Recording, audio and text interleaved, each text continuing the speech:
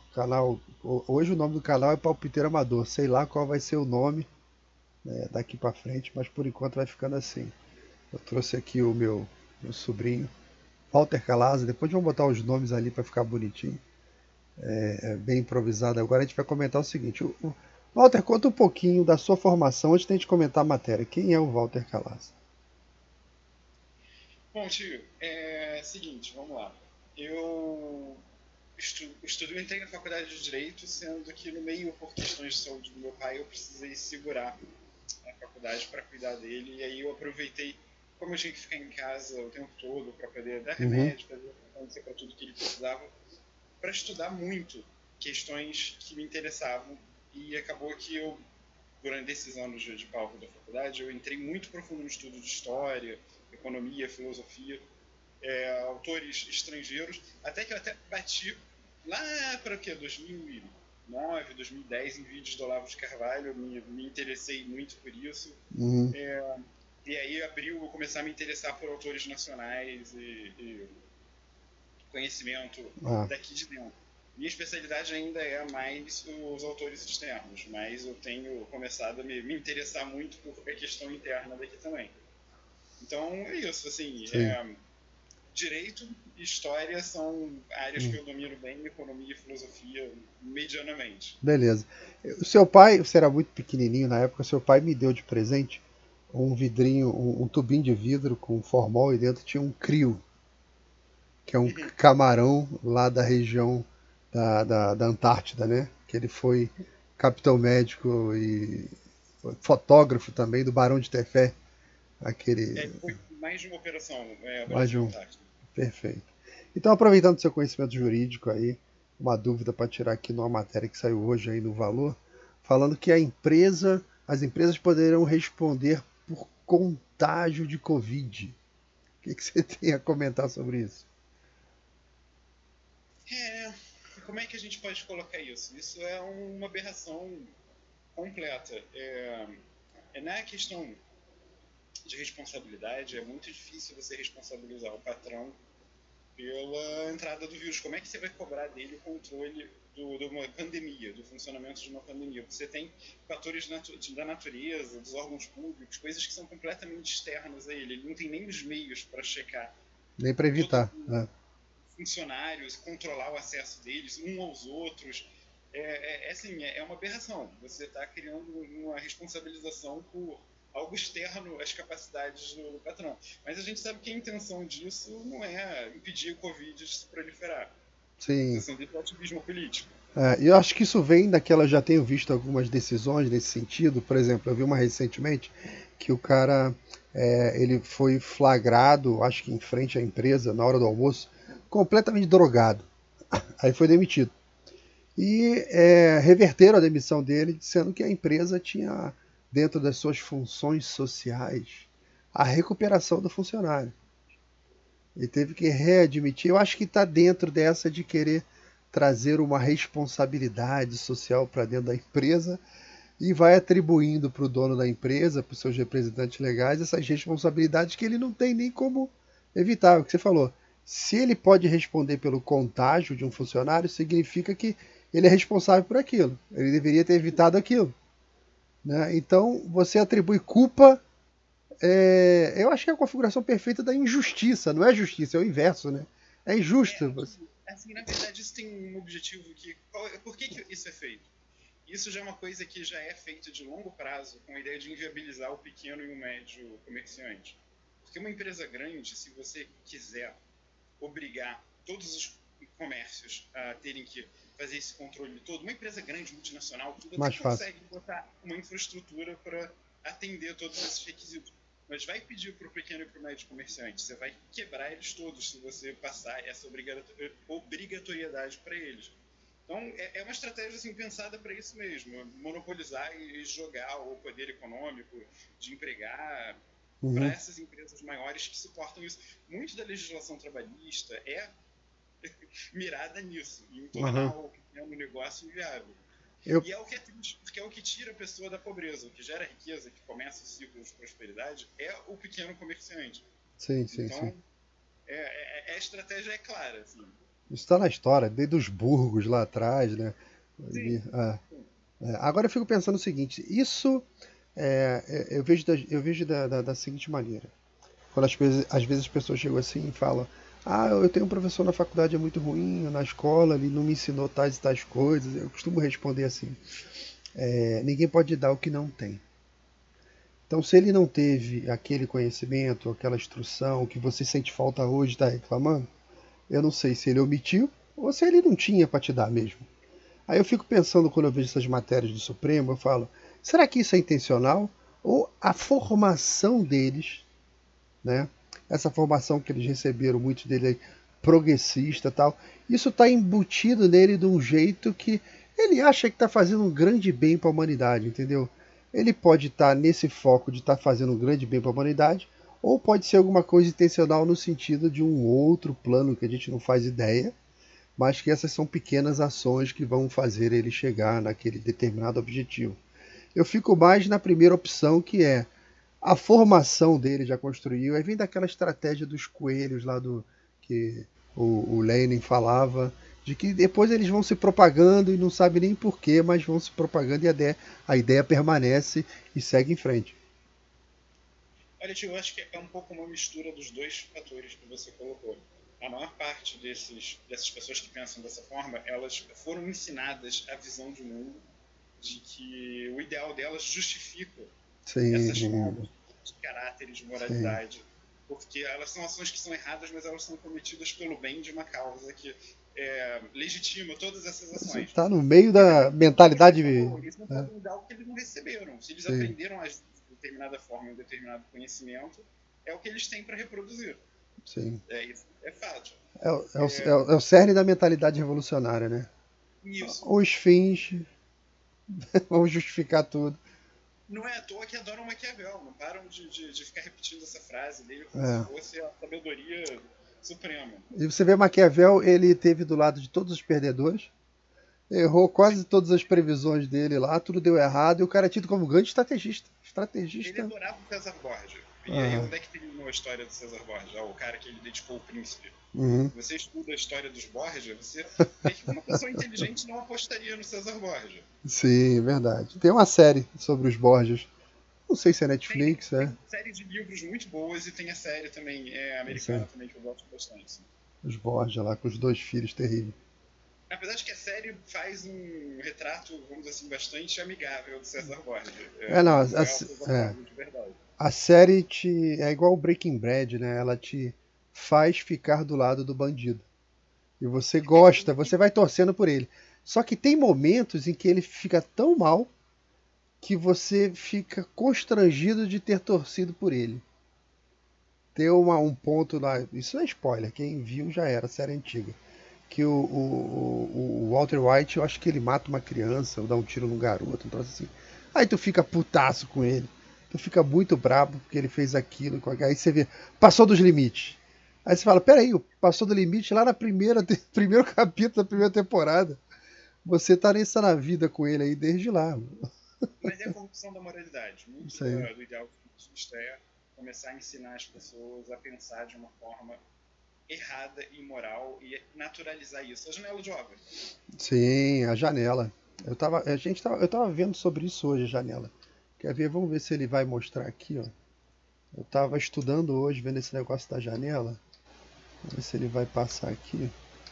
Vários temas, várias coisas que eu tava vendo. E eu parei aqui, ó. Olha aqui, ó. Janela de Overton. Tá exatamente aqui. E para quem não sabe, né, essa janela é um conceito, né, onde ele tenta colocar justamente um quadro. Você tem dois extremos, né? Você tem a extrema esquerda do debate, a extrema direita. E essa é uma outra coisa para comentar depois sobre o termo extrema direita, que é bastante utilizado hoje. Eu acho que é utilizado bastante errado. E essa janela vai te mostrando ali dentro desse corredor como se ela desloca. o que, que é aceitável, o que, que não é aceitável, o que, que é permitido. E é uma janela que, olhando para o caso daqui século XX, metade do século XX para agora, ela está toda ela sempre tendendo para a esquerda, né? Os termos da esquerda, os temas da esquerda são todos permitidos, os da direita têm uma graduação de permitido com ressalva e os outros que são assuntos proibidos. Não pode falar de jeito nenhum. Isso é bastante interessante. Só cresce, assim, desde o final do século XIX. Assim, se você pegar o que era considerado esquerda e direita no século XIX e for acompanhando ao longo do século XX, você chega hoje, você vê que hoje a gente está no que era extrema esquerda. A direita de hoje está na extrema esquerda. É incrível, é incrível. Daqui a 100 anos, quando que esse processo continua ininterrupto, dá para imaginar o que vai ser o considerado normal. Então, eu estava comentando sobre o termo extrema-direita. Esse eu nunca li isso em lugar nenhum. Isso aí foi uma conclusão minha. As sinapses lá se conversaram e saiu esse pensamento, brotou lá. É o seguinte: o que, que é a direita? Aí você vai ver o que, que é um direita, um conservador, embora o conservadorismo não seja ideologia política, a gente pode falar isso no outro dia. É direito à propriedade, direito à vida, livre mercado. Só para pegar esses três de exemplo. Né? Quando você fala extrema direita, para mim seria a extrema defesa da vida, a extrema defesa do livre mercado, a extrema defesa da propriedade. E quando você vai analisar o que, que é rotulado como extrema direita, são coisas extremamente assim, não tem nada a ver com isso. Ou é o inverso disso, que está mais para a extrema esquerda do que para a extrema direita. Eu te dizer como é que eu vejo isso. Eu vejo o termo, quando você aplica extremo, tanto à esquerda quanto à direita, como aqueles que estão dispostos a usar violência para impor aquele ideal. O que a esquerda defende, o que a direita defende? A extrema esquerda é o grupo que está disposto a se impor através da violência para alcançar o ideal da esquerda, e a extrema direita é o grupo que está disposto a usar a violência para se impor, para alcançar aquele objetivo. Então, é muito bizarro quando você vê associarem com extrema-direita o cara que está lá, por exemplo, no domingo, pedir para respeitar os valores da pátria, respeitar leis, para respeitar a família. Ele não está se impondo, ele não está defendendo com violência nada. Isso não tem nenhum extremismo. É chamado de extremo porque a palavra extrema é feia e causa uma repulsa, uma tentativa de controle mental em quem está ouvindo. É um rótulo, é só um rótulo. Isso, Então, assim, não existe um movimento de extrema direita no Brasil querendo causar violência e se impor. O pessoal da direita, hoje em dia, ele vai na rua se manifestar, pedir. São manifestações que não tem violência, não tem destruição. Não é a mesma coisa que você vê uma manifestação de extrema esquerda. Por exemplo, se você pega essa nova esquerda, a isento left, você não vai falar que eles são extrema esquerda, porque eles ainda não começaram a usar violência para se impor. Mas, por exemplo, você já vê alguns grupos da esquerda querendo usar o aparelho de Estado de forma repressiva para impor a esquerda, ou grupos que saem na rua quebrando coisas, janelas, violentando pessoas. Aí cabe a extrema. Mesmo que o ideal que ele defenda, às vezes, seja igual ao grupo que não usa violência. Eu separo a extrema com isso, quando aquilo perde a razoabilidade e vai para a violência. Entendi. É um extremo no sentido que o cara perdeu a razão. Isso, exatamente. Eu enxergo dessa forma, extrema esquerda, extrema direita.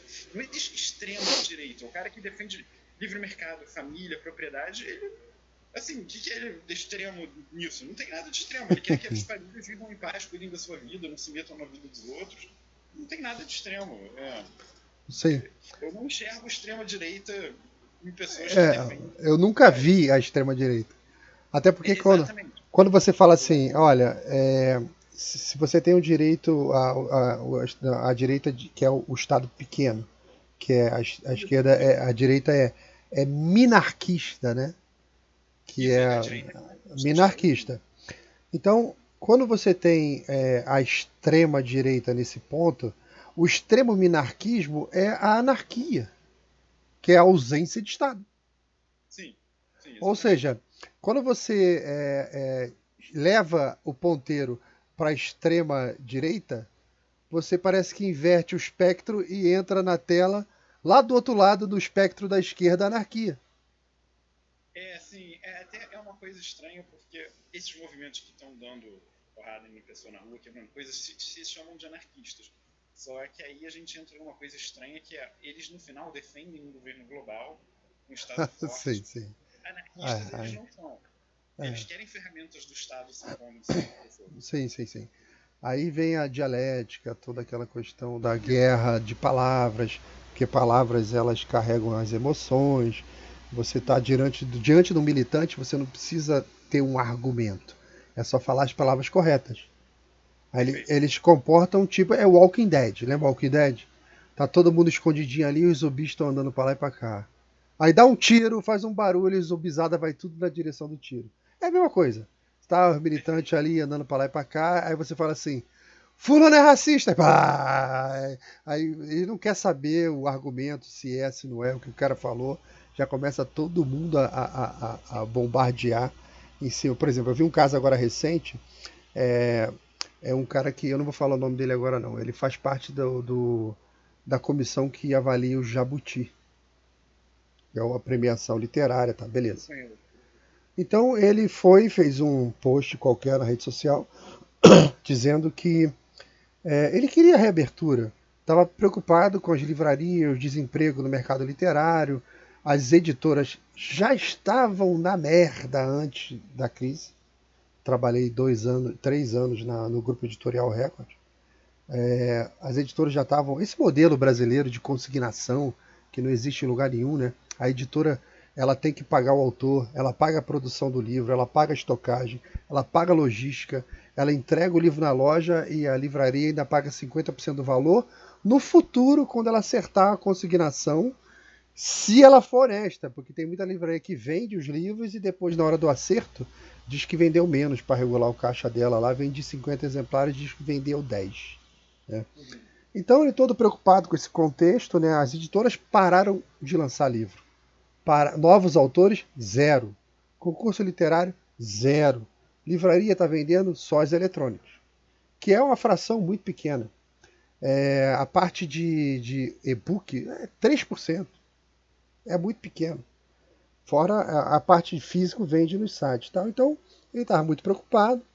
E ele fez um post desse, falou de curva de vida, falou de um monte de coisa que a gente faz ideia do que. Né? Beleza. O cara foi bombardeado. Dizendo que ele era genocida, assassino, tá? Beleza. Mas o interessante é o seguinte: 5 minutos depois, ele apagou o post dele. Aí a fila de gente reclamando, ela continua até hoje. Só que não está mais disponível o que o cara falou. E você vê no meio dos posts lá a gente falando assim, mas o que foi que ele disse? E tipo, as pessoas continuam batendo lá, falando que lá no início do post, o cara que fez a crítica, ele carregou todas essas emoções ao chamar o cara de genocida, insensível, bolsonarista, taxista, barista, meteorologista, chamou de tudo. E o pessoal foi embora, a fila deve ter uns 20 mil pessoas lá falando um monte de coisa. Mas se você analisar, não tem mais o objeto, porque o cara tirou do ar e o cara que reclamou não colocou, ele só citou. Vocês viram o post de fulano de tal, aí botou o link lá. Então é o que eu te falei, as palavras despertam essas emoções e o pessoal vai. Isso é sem fim. A quantidade de gente que tá lá xingando e criticando sem ler a matéria, sem saber o que é, isso é um fenômeno que está se repetindo o tempo todo nas mídias sociais, tudo quanto é lugar, nas conversas. A pessoa escuta falar, o Valtinho não presta. Aí a pessoa, porque o Valtinho não presta? Aí você pergunta, tá, mas qual foram os eventos que fizeram com que você tivesse essa conclusão? O que você viu, o que você leu, tá? E separa, tira daí o que você escutou. O que escutou não interessa.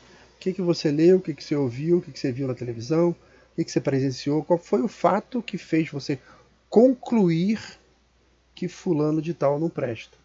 Ninguém consegue responder isso. É muito difícil. Todo mundo vai falar que ouviu alguém dizer alguma coisa. Ou seja, ele apenas está repetindo a opinião de outra pessoa. Não é nem a opinião dele. Ele recebeu pronto e está transmitindo aquela opinião. Então, isso virou uma praga, né? Porque começou o primeiro fio, o pessoal taca fogo e aquilo inflama e vai embora sem fim. Sem fim. E é uma coisa bizarra, que você vê como eles invertem o significado das palavras. Agora você falou de racismo. que é o racismo? É você olhar por um filtro de raça e justificar como a raça sendo a raiz de determinadas situações. Uhum. Qualquer situação que você atribua a raça como raiz é uma visão racista. Ah, por causa disso, não sei o que, por causa da raça da pessoa. É uma visão racista. Sim. Quando você desliga da raça e busca outras explicações não raciais, você está fazendo tudo que não é racismo. Aí você vê esses grupos que tentam, eu defendo tal raça, eu ataco tal raça, não sei o que, eles estão sendo racistas. E aí eles estão Sim. atacando todo mundo como racista. Sim. E aí você vê a inversão do significado da palavra. Ser não racista é ser atacado de racista, e ser racista é falado que você é contra o racismo. E aí você vê como a mídia faz isso, né, de inverter o significado das palavras. É o controle mental. A esquerda joga muito com isso de controle mental da mídia. Estava nos fundadores da esquerda moderna, lá no partido Fabiano, lá na Sociedade de Fabiano. Um dos caras que era o cara boladão lá, poderoso lá dentro do conselho lá deles, era o dono lá dos jornais britânicos da época. Você vai ver a história do cara, é isso, a estratégia de usar a mídia para contar uma coisa que é o contrário do que está acontecendo e controlar a mente das pessoas. Isso vem até hoje, está começando a dar errado agora, são mais de 100 anos dessa estratégia, está começando a quebrar. E aí a gente está vendo a dificuldade da esquerda de se adaptar para uma estratégia nova. O que eu costumo falar para as pessoas que... Olha só, vai mudar a tela aqui, ó. Deixa eu mudar aqui. O que eu costumo falar para as pessoas que começam a querer comentar alguma coisa sobre racismo no Brasil, você vê muito rapidamente que a pessoa ela, ela carrega com ela a noção do racismo americano, que chega para ela, porque nos Estados Unidos houve realmente segregação racial, né? Foi um caminho completamente diferente do nosso. Morreu mais de 1 milhão de pessoas lá numa guerra civil. E aqui não foi uma solução social que a própria população participou dessa solução, né? Você tem N casos lá na Rua do Ouvidor, antes do 13 de maio, já tinha comerciantes que, aqueles grupos formados pelo José do Patrocínio e aqueles outros abolicionistas, eles percorriam as ruas conversando com os comerciantes e convencendo eles a dar alforria para os escravos, e chegou ao ponto da Rua Uruguaiana e a Rua do Ouvidor não tem nenhum escravo trabalhando. Os comerciantes todos abriram mão livremente, porque eles apoiavam a ideia do abolicionismo. Aí por aí vai, a história é longa do 13 de maio, todo o trabalho da sociedade brasileira para se livrar da escravidão. Tem um livro muito interessante na gráfica da Câmara dos Deputados aqui em Brasília, um livro de 1000 páginas, R$ 20, um negócio assim, barato. E ele conta os 65 anos da luta do parlamento pela abolição. Aí vem lei desde 1824, quando nossa primeira Constituição, que já teve as tentativas na própria Constituição da abolição, né? E depois vem o trabalho parlamentar ano a ano, tal. E lá dentro, fugindo um pouco do tema, tem a gente pode fazer um dia um programa só sobre isso. Eu vou te entregar depois para você estudar. Se é advogado, se vira aí para resolver. Tem uma lei de 1831 onde foi abolida a escravidão. Mas sabe aquelas leis que não vingam, não pegam? Beleza. Em 1880, teve um juiz que concedeu a liberdade para o escravo baseado na lei de 1831. Teve recurso, a questão chegou lá no imperador e não teve jeito. O cara livre. Livre. E fora outras situações muito interessantes. Mas aí, voltando para o tempo, para a gente não fugir muito, Só para fazer uma ponta nisso antes da gente mudar o tema, vamos lembrar que a decisão judicial, o direito, a lei é só uma das fontes. Ela não é a única fonte. O juiz também precisa basear a decisão dele em costumes, princípios gerais do direito, outros aspectos. Então, às vezes essas leis não pegam porque ela não é a única fonte do direito. Eu sou um naturalista, então eu até acho que algumas fontes são mais poderosas até do que a lei. Sim, o direito natural surge antes do Estado. Exatamente. O Estado ele se fundamenta em argumentos do direito natural. Sim. Então é engraçado. Ele chega para garantir direito natural, né? Isso, exatamente. Então eu acho. Então esse caso é um caso bem claro de ver isso. É uma lei que na época foi contra costumes e contra. Até ela estava a favor de princípios gerais do direito. Então aí esse juiz toma essa decisão. Eu teria que estudar o caso mais a fundo, mas eu acho que a gente vai encontrar a resposta nesse Ah, raciocínio. eu vou te passar. Então, quando você vai conversar com a pessoa, ela está querendo falar sobre racismo e tal, você já sente que ela traz, do conceito de racismo que ela tem, que ela aprendeu, que ela conheceu, vem muito do problema americano. Tá? Teve guerra civil, morreu mais de 1 milhão de pessoas, os estados do sul foram forçados a aceitar, aí depois eles começaram com aquela situação, ok, mas meus filhos não vão estudar na mesma escola. Aí pronto, escola de branco, escola de preto. Separação, segregação. Meu filho não vai andar nesse ônibus, eu não vou andar no ônibus com negro, ônibus para branco, ônibus para negro. Então, isso aconteceu de um cenário completamente diferente do nosso aqui. Aí a pessoa vem reclamar trazendo o contexto que ela recebe de filme, de novela, né? Ou seja, aí você vai reclamar do autor da novela, do roteirista, eles falam assim: isso é licença poética. Eu fiz um podcast recentemente com o Paulo Cursino, que é um roteirista muito famoso aí do nosso cinema nacional, faz esses filmes engraçados com o Leandro Hassum, né, esse filme de comédia e tal, é muito interessante. E a gente conversou sobre isso. E ele fala que realmente o pessoal perde a mão na licença poética ao ponto. Olha o que eu vou te contar agora, você conhece a história. Olha o que eu vou contar agora. Tem uma novela da Globo aí, que Novo Mundo, sei lá o nome, eu não assisto, mas que tava Leopoldina, nossa Habsburgo do coração, né? Leopoldina, com o José Bonifácio na trama da novela lá e tal. E o roteirista deu a entender que teve um romance entre a Leopoldina e o José Bonifácio. Tá querendo polemizar, igual Aí eu olhei e falei, que coisa ridícula. Se o Bonifácio estivesse vivo, matava o roteirista. Tamanho, tamanho respeito que ele tinha pela Leopoldina. Bonifácio foi o cara que lutou na Revolução Francesa lá com espada na mão para sobreviver. O cara não era mole, não. Ele estava lá, presenciou várias coisas. E a Leopoldina era uma menina, 20 anos de idade, e ele era um cara de 50 anos de idade na época. Né? Tinha uma diferença enorme de idade. Ela, esposa do imperador, e ele tinha uma admiração tremenda por ela. E ele termina a novela, o roteirista, sugerindo que Leopoldina tinha um caso com uma amiga lá e era homossexual. É uma coisa que é engraçada, porque né, se você lê a mídia na época da monarquia, nem só no Brasil não, isso era muito comum em outros países monarquistas, era uma coisa comum da esquerda atacar. Porque a rainha, a imperatriz deu para não sei quem, é infiel. Era justamente com a ideia de tentar chocar as pessoas com a falta de moralidade da realeza. Sim. Então inventavam essas histórias muito. Só que aí é aquilo. Imagina se essas pessoas vissem o que os nossos republicanos democratas modernos falam, né?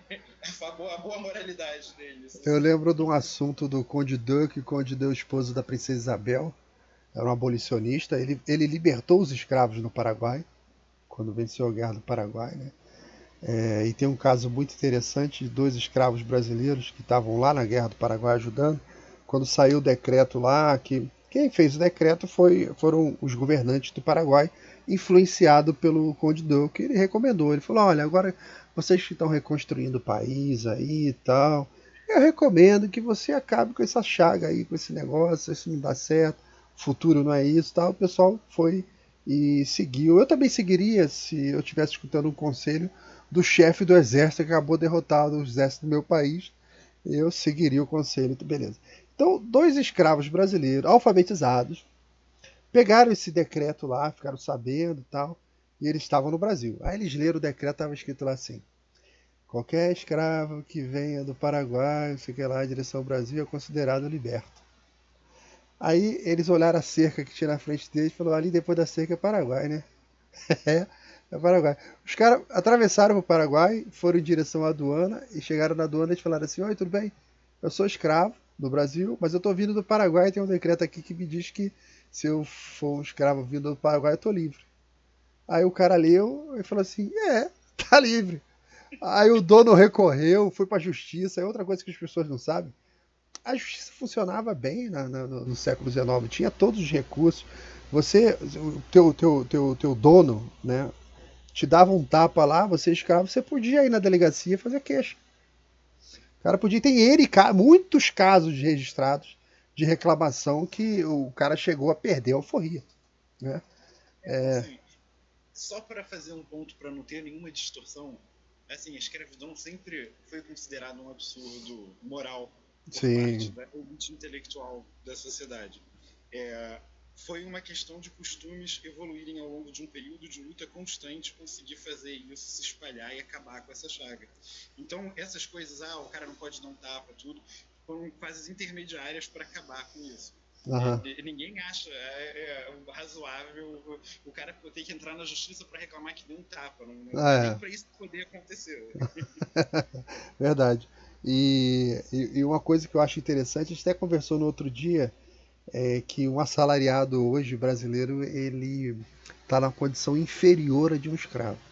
Sim, isso é um fato. Sim. É. Você hoje em dia tem muito mais encargos do que o escravo Sim. tinha nesse período. Se você analisar com calma, você fica se questionando. A primeira que eu vi foi um estudo que saiu de um pessoal de alimentação, como é que é o nome da especialidade? Me fugiu. Nutricionista. Fizeram análise histórica lá da alimentação dos escravos. Disseram, o escravo, segunda metade do século XIX, se alimentava melhor do que um trabalhador hoje. Ele comia carne fresca, era ovo fresco, não tinha nenhuma química, não tinha nada, e você fazendo análise também de ossos, várias coisas que eles analisaram nesse estudo, e mostraram que eles eram mais saudáveis no sentido da alimentação, né? E o outro foi, eu escutei uma vez o Ives Gandra comentando alguma coisa parecida, e eu concluí meu perfil. Cheguei até a fazer um videozinho explicando sobre isso no meu canal lá, o Palpiteiro Amador, que é esse canal, meu canal lá. Eu tô no canal. Se eu te mostrar aqui, ó, vamos ver se aparece aqui, ó. Eu vou botar de novo aqui a tela. Peraí, deixa eu abrir primeiro. Eu fiz um videozinho pequenininho de 3 minutos explicando essa questão. Março de 2014. Opa, tá bom, chega. Vamos voltar aqui, ó. Tá vendo aí? Consegue ver? Não. Você não vê, mas peraí, vai aparecer agora. Opa, apareceu. Aí tem um canal lá, tem minha participação aqui no Brasil Paralelo. Deixa pra lá. Aí tem um vídeo aqui que eu fiz explicando isso. É bem pequenininho, mas ele é bastante interessante. Por que um trabalhador hoje está na condição pior? Vamos lá.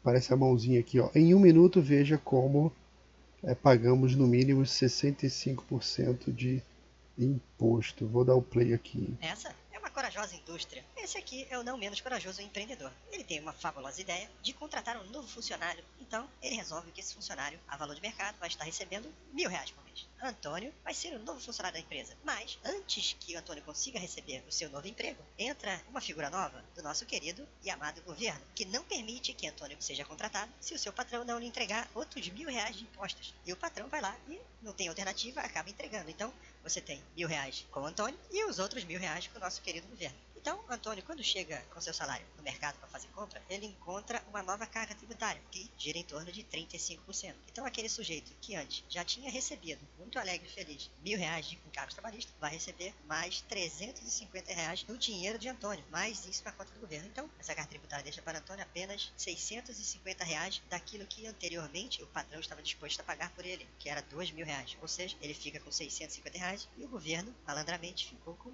R$1.350, elevando a carga tributária para 65%.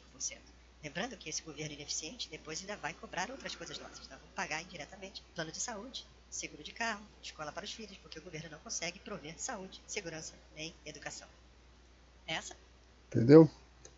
Vou voltar aqui. A gente tem memórias da época dos nossos avós, quando um pai de família trabalhando conseguia sustentar a mulher, uma porção de filhos, ter uma casa grande, Sim. todo um conforto.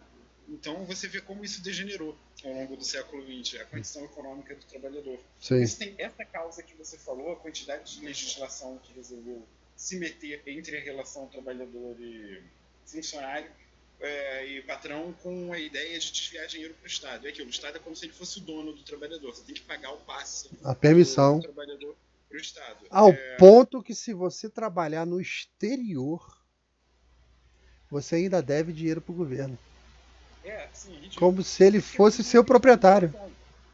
Também tem a questão da inflação. A moeda perdeu muito valor ao longo do século XX. Então, essa conta que você fez nem analisa esse. Não, isso aí. Começa a valer menos e menos e menos e menos. Mesmo aqueles 1.300, que é o que sobrou no seu exemplo. Não, sobrou isso. Não foi Sobrou R$650 pro cara. 650. Então, é 650, se você for ver, ele vai cada vez comprando menos coisa. Sim. Agora, completando o raciocínio lá, tem que completar o raciocínio. Então, por que ele está numa condição pior do que o do escravo? Não é só da alimentação, agora a gente está falando da parte financeira. Que é o seguinte, um escravo, na segunda metade do século XIX, Rio de Janeiro, era comum, era hábito. Os donos ali, pelo menos no Rio de Janeiro, era bastante comum, o proprietário dele liberava ele para trabalhar metade do dia. Ele trabalhava metade com o patrão e outra metade ele trabalhava com o dono dele, e a outra metade era livre. Teve escravo que ficou rico, viveu muito bem, comprou casa, comprou outros escravos e por aí vai. Mas ele era dono de 50% do valor da mão de obra dele, ao ter a liberdade de vender a outra metade da mão de obra dele durante o dia. E o patrão ainda dava para ele casa, alimentação e atendimento médico. A pessoa, o escravo tinha atendimento? Tinha, porque o escravo custava o preço de um carro. Então ninguém tinha interesse de maltratar o escravo, até porque você pega, tem vários livros que falam aí sobre o cara tem uma fazenda que tem lá 300 escravos. Se ele não tratasse muito bem aqueles escravos, era bastante comum as revoltas. E o pessoal matava o dono da fazenda. Então existia uma colaboração, a sociedade aceitava a escravidão.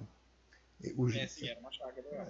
Eles aceitavam, todo mundo aceitava, e existia aquele acordo ali, você trabalha para mim, eu vou tratar bem de você, vida que segue, você tem teus filhos, tem tua esposa aí, vai ter uma casinha ali e tal, beleza, e vida que segue. Ou seja, ele era dono de 50% da sua mão de obra, tinha casa, tinha comida e tinha atendimento médico. O trabalhador hoje tem só 35% do valor dele no bolso, não tem casa, não tem alimento e não tem atendimento médico. Não tem jeito. Isso é um exemplo de inferioridade. Se eu botar um do lado do outro. 35% não param de ser desvalorizados. Aí não para de ser desvalorizado. É o tempo todo sendo desvalorizado. Uma curiosidade que está acontecendo agora com a classe média é que a maior despesa da classe média hoje já não é mais o aluguel. Já se tornou o plano de saúde. O plano de saúde ultrapassou o valor de aluguel. Ou seja, ele está, é o que você falou, os 35% vão cada vez reduzindo mais. Então, como os planos de saúde não param de subir, eu tive problema com o meu plano de saúde esse ano, o aumento foi de 14%, a inflação foi de 4%. Tio, mas assim, você vai ler nos intelectuais de esquerda e você vê lá o Saul Alinsky, ele lá, o mentor do Obama, da Hillary, sim. O que dedicou o livro para o Lúcifer. Ele falava que a ideia era tornar a economia insustentável, para colapsar, para ninguém mais conseguir sobreviver do próprio trabalho, o Estado não conseguir arcar com todos os custos. Essa é a ideia. Então você não para de ir jogando custo em cima, com esse objetivo mesmo. A ideia é que você torne esse modelo incapaz de sobreviver e aí ele caia, para poder vir a bendita a nova era que eles querem com um governo centralizado, governo global, vamos pedir dinheiro emprestado para os bancos lá dos globalistas, essas coisas. Uhum. O que você está falando vê se esse livro aqui, ó. Esse livro saiu recentemente, Do Partido das Sombras ao Governo Clandestino, do David Horowitz. Falando sobre. Eu acho que o David Horowitz fala bastante do Saul Alinsky, sim. Eu não li esse livro específico dele, mas eu já li muito. Esse livro é da editora Armada, né? Ele foi produzido pela Armada junto com o pessoal dos tradutores de direito. Eles que fizeram a tradução do livro e entregaram para a editora, né? Muito interessante esse livro, eu já li, né? O Jonathan, que é o líder lá dos tradutores, ele me deu uma cópia. Você conhece a história do David Horowitz? Como é que ele virou um escritor de direito? Sim. Ele teve a jornada do herói, né? Isso, exatamente. Combina com o momento, a história dele, já que a gente está vivendo esse momento. É incrível, a história dele realmente, ele teve a jornada do herói perfeita de começar e depois ele vai se transformando, vê o buraco que ele se meteu, os conceitos errados, tá tudo errado e caiu fora. Caiu fora. Você vê que esse escândalo que tá dando agora nos Estados Unidos lá com pedofilia e a família Clinton, né? Ah, nossa senhora. E agora o que a esquerda está tentando fazer? Associar o Trump no escândalo. Normal. A estratégia deles sempre Então, é assim, acusar os outros do que eles fazem. eles querem pegar o papel higiênico lá que eles estão tentando limpar a bunda e passar no inimigo, né? Passa no inimigo para ver se ele fica sujo também. A esquerda é quando ela pega com a arma fumegante, que eles chamam nos Estados Unidos de smoking gun. Desculpa que aqui. a arma saindo fumaça na mão, com o corpo estirado na frente, ela fala na cara de pau mesmo, com a arma na mão, sem esconder nem nada. Não, foi ali o meu vizinho, que é meu inimigo, que matou aqui. É a estratégia dela. Você pega ela no ato, ela fala que foi o inimigo dela. Tem um meme. Eu já vi um meme sobre isso, que o cara mata o outro e vira, e manda uma frase sem pé, sem cabeça, tentando justificar lá o assassinato, né? É incrível. Incrível, incrível, incrível. Então, bom, a gente já está aqui com 40 minutos, acho que está um tempo bom, uma pancada de assunto, a gente tem assunto para falar. Eu acho que esse modelo funciona bem, né? Qual é o nome daquele jogo que a gente vai usar para contar a história? Fala para mim que eu vou abrir ele aqui. Olha, tio, depende da época que a gente vai querer pegar. Eu gosto muito desse. O gênero se chama Grand Strategy, né? São jogos que normalmente você pega uma nação num período histórico e você joga no mapa, cuidando dos aspectos econômicos, militares, políticos, diplomáticos, sociais daquela nação. E, então, eu gosto dessa linha de jogos e cada época é um jogo diferente. Então, para eu te dizer o nome, eu tenho que saber qual é a época. O mais antigo aí, século X, sei lá. É um jogo chamado Crusader Kings, que ele lida com a época das cruzadas. Crusader. Você abre os mapas, tem lá de diversos séculos ao longo dessa época e você pode pegar qualquer país daquela época e entrar e jogar como se fosse aquele país, lidando com as questões daquele país. Crusader o quê? Atualmente. Crusader Kings 2. Kings, né? Isso, Reis Cruzados. Crusader Kings 2. Então vou botar a tela aqui pra gente ver. Você viu que até estão querendo censurar o 3? Porque estava sendo feito 3 aí, não queriam que tivesse Deus Vult. Racista! Racista, Deus Vult é racista. Cara, mas chama as faculdades de antropologia e avisa pra eles, rápido, que uma expressão em latim dizendo que Deus é grande, né? O que tem é dos islâmicos lá, você pode pois é, Allah Akbar lá Deus é grande também, e aí? E aí, essa não é racista. Esses caras dão sono. Então aqui tem algumas imagens do jogo, deixa eu ver se chega. Aqui, ó, uma boa imagem do jogo. Tem as ferramentas do Google aqui para pegar a imagem grande. Então a imagem grande aqui. Você consegue ver aí, né? Não consigo ver. Tá, é muito pequenininho para você, né? Nem aparece, assim, não tô vendo. Então, não, vou te mostrar agora. Calma aí, erro meu. Pera aí. Agora vai. Oi. Perfeito. Hã? Isso, aí tem aí as nações do período que você pegou. Entendi. Aí você normalmente clica na nação que você quer, entra e aí vai jogando. O tempo vai passando, os anos, e aí você vai fazendo. E as coisas vão acontecendo. Você vê que as fronteiras são todas da época, né? Isso, as fronteiras da época. países. Se você começar a interferir, dar louca em você vai mudar. Mas quando você começa o jogo, sempre são as fronteiras históricas. Isso é interessantíssimo. A gente pegar os fragmentos de história. Você aprende muito. Esse período, inclusive, que você pegou desses séculos aí, que é o que eu digo. Desde que o Império Romano caiu, o mundo ficou alguns séculos, ali do século V até em torno do século VIII, numa fase de transição. E aí foi justamente nessa época que ele começou a tomar forma de virar a Europa que a gente conhece na Idade Média, que vem na Era Moderna. E aí o período do século XX, da Primeira e da Segunda Guerra, foi justamente a destruição dessa ordem que vigorou durante a Idade Média até a Idade Moderna, e hoje a gente está de novo numa era meio que de caos, que é quando Ah, você queda de Roma para formar uma nova quer ordem. dizer, Aí Império Romano caiu, aí depois vem Primeira Guerra transformando tudo. vem um período de caos, aí essa é a época que você está refletindo, que é o início das cruzadas. Quando a gente estuda a época das cruzadas, adoram só mostrar isso, né? A Terra Santa, Cruzada, tudo mostrando o que Nossa, está acontecendo na Europa. sim, A formação do Sacro Império Romano, das nações, Espanha, Portugal, sim. França, da Quer ver, ó, Europa que a gente mais de, escuta que, falar. mais de 500 invasões islâmicas na Isso, Europa antes da isso. Primeira Cruzada. Antes da Primeira Cruzada, exato. Ah, Antes da Primeira Cruzada. E assim, você olha o mapa da Europa, já tinha islâmico na França, já tinha islâmico na Áustria, o é, negócio estava. eles surgem no ano 700 e alguma coisa, né, que o Islã surgiu. Aí Sim. levou pouco Eu esqueci tempo. 600 e alguma coisa. Eu esqueci agora, mas é em 600 e alguma coisa. Não, acho que é 700. Vai ali Enfim, na virada ali, ó, entre um e outro. Tá, beleza, é anos 600 e pouco, 700 ali, eles surgem. Essa África que a gente vê toda ali, essa arte a parte subsaariana lá, era toda católica, era tudo cristã, cristão. tudo Se você cristão. olhar o norte da África, porque era tudo Império Romano, ali o É, Oriente Médio, o norte da África, era tudo cristão. Os islâmicos passaram a faca em tudo. sim, sim, tudo democraticamente, que nem falava a Marina Silva naquele meme das eleições. Democraticamente. É tudo democraticamente. Aí começaram a Democraticamente. entrar para a Europa. Sim. Graças ao Carlos Martel, temos que Sim. agradecê-lo. Esquecido na história, não tem um filme do cara direito, Nada, nada. não Ele tem expulsou eles da nada. França. Uma vergonha. A gente vê a história lá deles invadem a Península Ibérica, né? Expulsam lá os visigodos.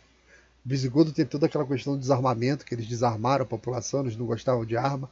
A população não pôde reagir. 10 anos eles tomaram a Península Ibérica toda. Não conseguiram nas Astúrias, né? Sobrou um pedacinho, O exato. pedaço das Astúrias ficar. O pessoal das Astúrias não perderam para os romanos, não perderam para os mouros. Queria saber se tem Covid lá. Não sei se bateu Covid. Aí chegou na França, Carlos Martel conseguiu segurar usando tática romana. Os caras foram para as bibliotecas para estudar, para aprender como que era as defesas, as batalhas dos romanos. E Conseguiram olha que coisa voltar. interessante. Esse episódio que você colocou, o Martel, ele não era o rei na França. Sim, sim. Nessa época. Tinha uma outra dinastia.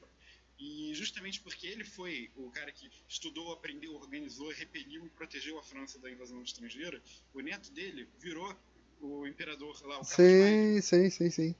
E Sim, você vê que a monarquia, que o Carlos Magno é a raiz de onde vem a monarquia da Europa.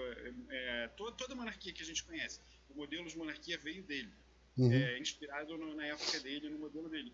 A raiz deles era ser justamente o protetor da nação. sim. O cara que conseguia organizar a nação para repelir as ameaças externas e dentro da nação defendia os valores da nação. Função Esse dele, né? é a raiz da posição do rei. A Sim. posição do rei se justifica em proteger o país das ameaças estrangeiras e dentro do país de proteger os valores. Uhum, Eu sim. acho muito se estudar isso, porque você pega toda, vamos dizer assim, uma área do direito que você não aprende em lugar nenhum, Sim, que é sim, sim. como esse Estado monárquico, de onde é que vem, por quê, qual é a justificativa, qual é a base. A gente não aprende nada disso. Sim. E é interessante, eu tive há pouco tempo estudando a história do direito a partir da Inglaterra, né, Uhum, desde 1219, lá na Magna Carta, perfeito. e ao longo do tempo, se você puder resumir a história política da Inglaterra, é uma luta constante do povo, limitando poderes do monarca. E Perfeito. nessa limitação, construindo legislações. Desde o condado, toda a divisão que eles tinham lá. Até isso é maneiro um dia a gente falar só sobre isso. Você vem trazendo toda a construção do Estado, limitando poderes, ao ponto de que quando me chega Charles II, acho que não, Charles I, ele tenta aumentar o imposto para financiar a guerra dele lá com a França, aquele imposto. Me pegou de surpresa aqui agora, eu não vou lembrar o nome do imposto. Em que era um imposto que financiava a marinha, mas era cobrado só das cidades do litoral. E ele queria aumentar a arrecadação, aumentando o imposto para poder financiar a guerra. Só que o pessoal do parlamento falou para ele: olha, a Magna Carta te proíbe de aumentar o imposto.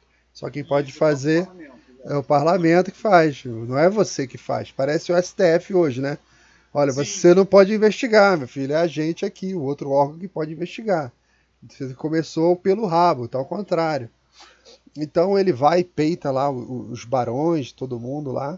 É o que você tinha falado antes, né? É a responsabilidade do rei e dos príncipes, dos barões, defender o país, defender a terra, a atribuição deles. Então cada um tinha o seu exércitozinho, né? As suas tropas. isso. Então o rei vai lá e peita e fala para eles: você tem que recolher o imposto da lei que eu autorizei. E ele autorizou a lei da seguinte maneira: ele não aumentou o imposto das cidades portuárias, ele espalhou o imposto para todas as cidades do país. Aí o pessoal do parlamento falou: olha, peraí, você está achando que a gente é otário? Você tentou aumentar o imposto e não conseguiu, da cidade de Torânia. Se você aumentou a base do imposto, você aumentou o imposto. O povo está pagando o imposto que não pagava antes. Isso é um imposto novo para várias cidades. Então o parlamento não aprovou. Aí ele manda os barões coletar, recolher o imposto. Eles que faziam a coleta do imposto na área deles, né, na cidade deles. E vários lá não fizeram o recolhimento. Aí ele pegou pirimba lá com a meia dúzia lá, mandou prender, ligar. Então surge a figura do. Eu acho que é o Oliver Cromwell. Trouxe Ah, assim. você tá falando da Revolução que teve lá um É período, né? isso aí. Então,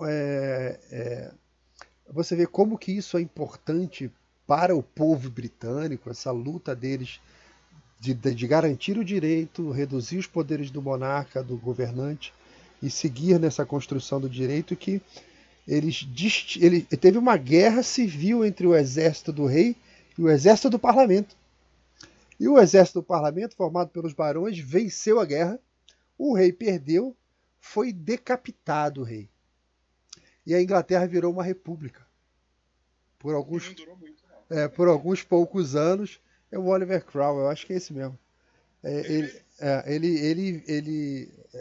Fundaram uma república lá, o negócio deu tão errado que eles chamaram o filho dele, que era o Charles II, né? Charles II, e falou assim: vamos zerar o jogo e voltar como estava antes. E voltaram. Poucas pessoas sabem que a Inglaterra foi uma república durante um período muito curto. E deu muito errado. Isso é até uma coisa que você vê muito, principalmente na época da colonização do século XIX. Sempre que a Inglaterra, ela aprendeu com isso que você contou, com esse episódio, sempre que ela queria dominar uma região, a primeira coisa que ela fazia era depor a família real do lugar com uma república, instaurar uma república no lugar. Eita. Primeira coisa que ela fazia. Porque ela considerava que era muito mais fácil você controlar uma república do que você controlar uma monarquia. E você vê que isso foi feito até com a gente. A gente passou por isso. Deixa eu te mostrar aí. Fugiu aqui a imagem, deixa eu voltar. Que foi uma live com o Paulo Martins. Voltamos. Opa, voltamos. Eu queria mostrar aqui, eu não sei se vou conseguir mostrar aqui agora, uma imagem que eu preparei para mostrar como é que é a divisão de poderes na Inglaterra. Deixa eu ver se eu consigo mostrar aqui. Deixa ele abrir. A Inglaterra, diferentemente de Montesquieu, toda essa herança que veio para a gente aqui, só influência de Locke e tal, o Estado não está dividido em tripartição como é aqui. Ele tem uma divisão sextupla. Deixa eu tentar mostrar aqui como que é essa divisão sextupla. Pode falando aqui enquanto eu vou apresentando, eu vou configurar aqui. Como é de Eu surpresa. achei bem interessante essa visão. Eu não gosto da teoria do Montesquieu, não. Eu acho ela tem bastante falha. E essa parte que você vai mostrar na Inglaterra é um exemplo de um sistema diferente que funciona melhor. Sim. Vamos lá. Deixa eu tentar botar ela aqui. Vamos ver se aparece pra gente. Janela aqui.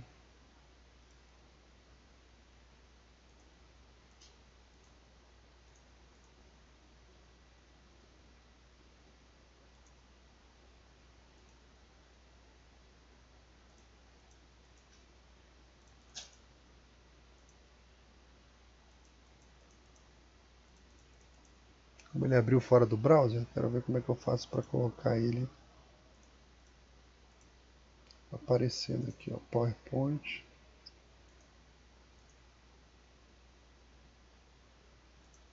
Isso. Agora vai. Isso. Olha aí, olha ele aí. Vou só tirar a gente aqui, nossa carinha para não atrapalhar tanto. Deixa eu trazer para cá. Aí vamos melhorar a visão aí.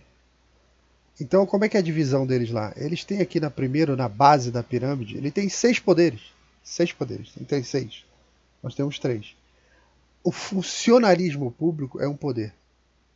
Tá? Ou seja, o chefe de governo, que é o político, parlamento, chefe de Estado, a rainha, ninguém pode interferir dentro da administração pública. Todo mundo concursado, tem suas regras e segue lá. Não tem como você colocar o chefe de governo chegar lá e pinçar alguém para ser chefe de algum local. Não tem isso. O judiciário, idem, né? Ele é todo independente, tá? Todas as suas regras, concurso público, nenhum outro poder pode interferir ali.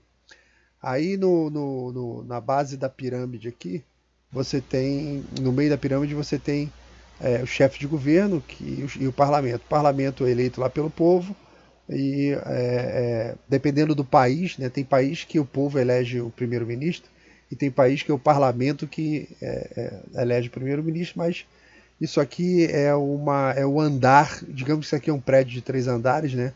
O primeiro andar lá embaixo é o andar da imparcialidade, administração pública e judiciária. O segundo andar é o andar da política e da ideologia, chefe de governo e parlamento lá, briga política. E o último andar, o primeiro andar lá na cobertura é o andar da neutralidade, né? Onde você tem o chefe de Estado e o Supremo, a Suprema Justiça. Sendo que o chefe de Estado não interfere no chefe de governo, o chefe de Estado não interfere no parlamento, ninguém pode entrar no andar do outro. Os andares são, como se diz, independentes e harmônicos de verdade, tá? Independentes e harmônicos de verdade, e todo mundo dentro dessas regras criadas desde 1219, aí funcionando, né?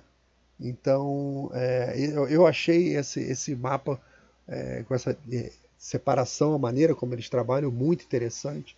Uma coisa que é feita aqui no Brasil, aqui no Brasil uma lei surge da cabeça do deputado, o deputado vai lá, acho que os carros têm que ter um kit de segurança lá, de primeiros socorros, aí o cara aprova a lei e todo mundo tem que sair comprando lá o kit para botar no carro, é obrigatório, não tem nenhuma relação com a realidade. Lá na Inglaterra, você mora numa casa, tem um muro separado lá com o vizinho, aí tem um balde de planta seu em cima do muro, bate um vento, cai e mata o cachorro do vizinho. Aí o juiz vai julgar aquele caso, se ele não encontrar dentro do arcabouço jurídico nada que ajude ele, auxilie a tomar uma decisão, é um caso novo, inusitado, ele tem a autoridade de tomar uma decisão, mesmo não baseada em lei, porque aquele é um caso excepcional. Só que todos os casos excepcionais sobem para o parlamento e aquilo vai ser discutido e aquilo pode virar uma nova lei ou não. Ou seja, a base jurídica deles é toda calcada na realidade de coisas que aconteceram. Existe algo acontecendo na sociedade que demandou aquilo, que é diferente daqui. Surge do nada. Lei das fake news, lei da liberdade da internet, lei. Você fala, tá, mas qual é o fundo real de necessidade que fez com que surgisse essa necessidade ao ponto de se propor uma lei? Não tem. Então, você vê que essa. Uma coisa também que eu não gosto desse modelo do Montesquieu também, porque ele é muito centralista, ele é muito nacionalista. A França ela tem uma carga histórica de consolidação de um poder central. Então, quando ele separa em 3 poderes, ele coloca 3 poderes centrais que vão desempenhar aquelas atribuições em cima de todo o território, igualmente, como se todo o território tivesse os mesmos costumes, os mesmos princípios, as mesmas questões. Isso vem muito da forma como a França foi formada, desde que ela separou, o Império do Carlos Magno separou lá os netos dele, uma parte separou para o oeste, para a parte ocidental, que virou a França, e uma parte do meio e uma parte oriental. eventualmente a dinastia do Carlos Magno some na parte oriental. Então, quando isso acontece, o Império Oriental dele se fragmenta em comunidades locais. Se você pega na Idade Média o Sacro Império Romano e você olha o mapa, é uma porção de micronações, assim, incontáveis micronações, e cada uma delas tinha os próprios poderes, os próprios princípios, os próprios costumes. A nação como um todo só se tornava relevante para as questões mais especiais, porque aí você trazia isso para os poderes maiores, para o imperador e tudo. Enquanto na França foi o processo contrário, consolidou tudo lá na autoridade central. Então eu não gosto dessa ideia de poderes que têm atribuições coletivas em cima de princípios diferentes, grupos diferentes, culturas diferentes, como se fosse tudo igual. Me incomoda muito essa ideia. Eu acho que o Brasil precisava de um federalismo mais verdadeiro. Quem é esse cara aí? Os poderes principais só eram para ter poder quando aquela questão é pertinente ao todo. Quem é esse cara aí? Eu não estou conseguindo ver direito. Eu não sei Tá. Montesquieu. mas não dá para ver direito. Tá ele aí, Montesquieu, desgraçado. Eu não gosto dessa. Você vê que é um discurso que ele faz bonitinho de separação de poderes, mas vem implícito no discurso a ideia de que esses poderes têm que ter hegemonia em cima de eles são independentes, têm hegemonia e são harmônicos. Aí você fala, peraí. Você está me dizendo o seguinte, eu tinha um restaurante que tinha um dono. O português lá, dono do restaurante, há 50 anos ele é dono do restaurante. Esse cara tem 3 filhos. Aí fundou a República, o dono sumiu. Surgiram então os 3 poderes independentes e harmônicos, que são os 3 filhos. Tá? Então me diga o seguinte, qual a probabilidade desse comércio continuar funcionando bem?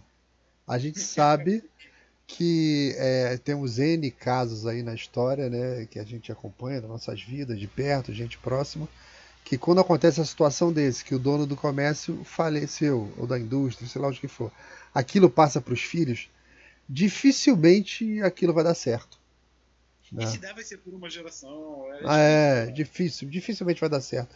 O Raimundo Faoro, ele tem uma definição de poder moderador, a gente está falando que nessa construção do Montesquieu, dos poderes harmônicos, independentes, não, é meio chifre de unicórnio, né? Aquele negócio assim, não, vai funcionar.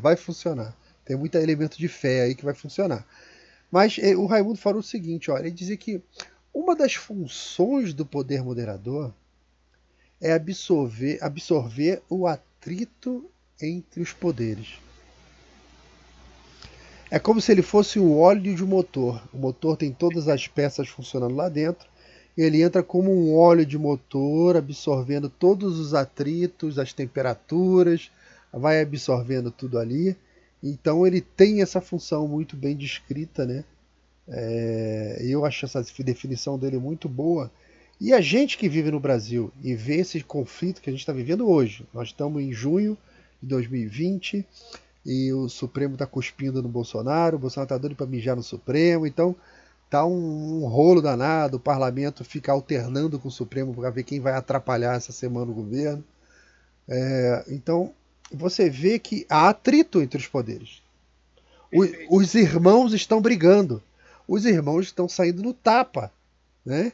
E antes havia uma figura no Brasil que viveu há 56 anos aí no segundo reinado, Dom Pedro II, 49 anos trabalhando, e só teve duas férias em 49 anos. Existia um poder moderador fazendo essa absorção. A República surgiu, transferiu o poder moderador para o chefe do executivo, que se confundiu com o governo, não moderava nada e aquilo virou uma desgraça, é outro assunto também. Não funciona direito. Então, a gente hoje, é bastante comum você conversa com uma pessoa leiga, você explica o que está acontecendo, ou ela começa a acompanhar a notícia, a primeira coisa que a pessoa fala é assim, meu Deus, alguém tinha que fazer alguma coisa. Sim. Esse alguém tinha que fazer alguma coisa, a pessoa está falando, olha, o motor está fervendo, está saindo fumaça, tá?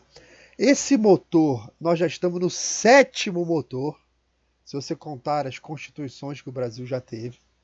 Nós estamos oficialmente a gente está no 8º, porque o STF considera a emenda constitucional de 69 como uma constituição nova. Então, são 7 constituições, mas teve uma emenda que mudou tanto que ela conta como uma nova. Então, 8º.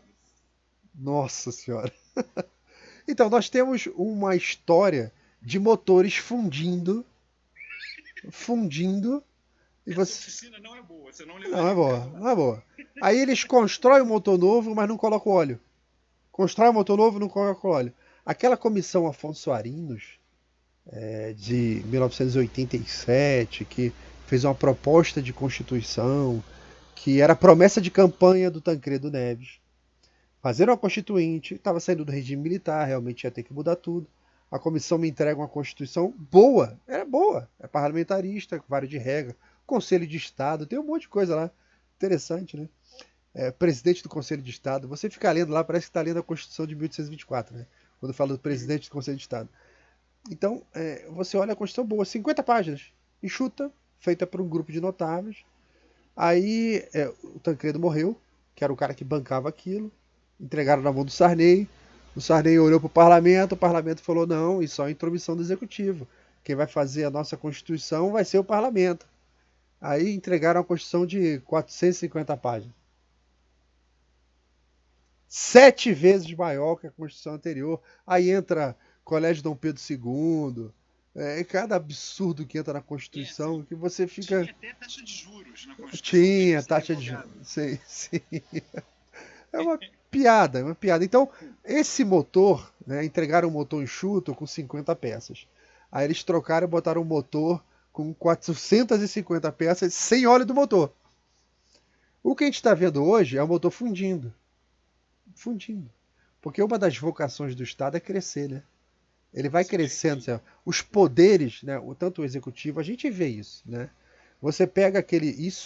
Olha, isso é um ponto da história que alguém tem que se debruçar sobre isso. Nós não tivemos um mensalão? Nós não tivemos o parlamento, nosso Congresso Nacional a soldo do Executivo, fazendo tudo que o Executivo queria? Muitas das regras que o STF está usando hoje para botar as asinhas de fora foram aprovadas na época do mensalão.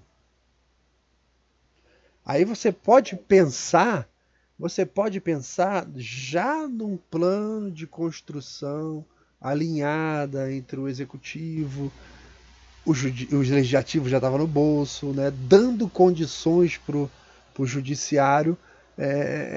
O que eu vi uma definição perfeita nesse dia. A gente tinha os 3 poderes harmônicos, né, trabalhando muito bem no Brasil, e o Bolsonaro chegou e destruiu a harmonia, porque esse elemento, o óleo do motor que eles usavam, que trazia essa harmonia, era um negócio chamado corrupção. Ele acabou com esse óleo, né?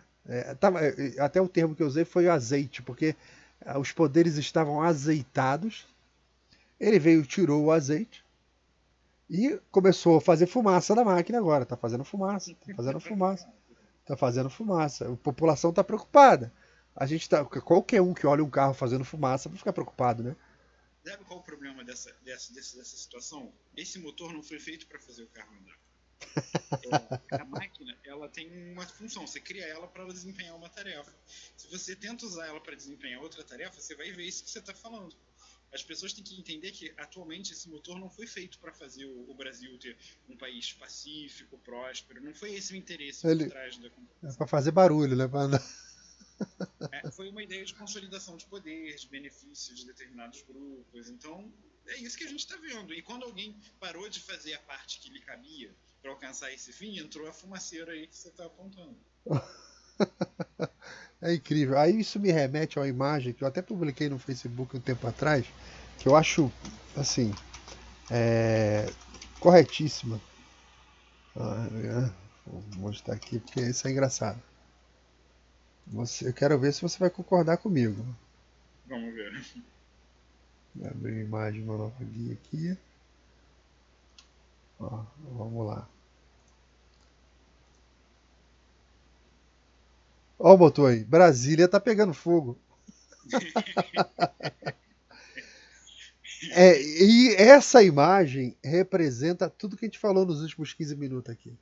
Perfeito. É o motor do carro que está sem óleo. O motor do carro se chama Brasília e ela tá pegando fogo. É isso aí. É isso aí. Bom, alguma coisa mais a completar? A gente tá com 1h10 de vídeo aqui. A gente vai acabar entrando nesse assunto, vai puxar assunto. Não tem jeito, não tem jeito. Imagina se tivesse cerveja. Mas vamos lá. Então, ó, Valeu, obrigado. A gente vai voltar para falar de outros temas. A gente tem que. Eu tô com a pauta para a gente conversar depois. Vamos ver se a gente explica um pouco da história dos antifas. Um tema mais atual que o pessoal está com curiosidade para saber o que é isso. Quem não acompanha, né, tomou um susto. É verdade. Pior que você vê várias Estão pessoas assustados. O que é isso? O que está vendo? O que está acontecendo? Isso assim, é secular, essa ideia de mobilização de grupos armados para assustar as pessoas e violentar elas. Isso vem de longe, assim, não com o nome de Antifa, mas já foi usado aí por outros movimentos na história. Eu vi umas imagens muito interessantes dos antifas no parlamento alemão no tempo de Hitler. Assim, mas assim, o Hitler tinha os antifas dele, tinha os antifas contra ele, assim, Tem bastante coisa pra gente falar. Já estamos entrando no tema antifa, então. Olha, lembra daquela frase? Os fascistas do futuro vão se chamar de antifascistas. Sei, de antifascista. Perfeito. Como é que antifa quer dizer mesmo? Verdade. Perfeito. Então tá, vamos lá. Beleza? Já são 3h20 da manhã também.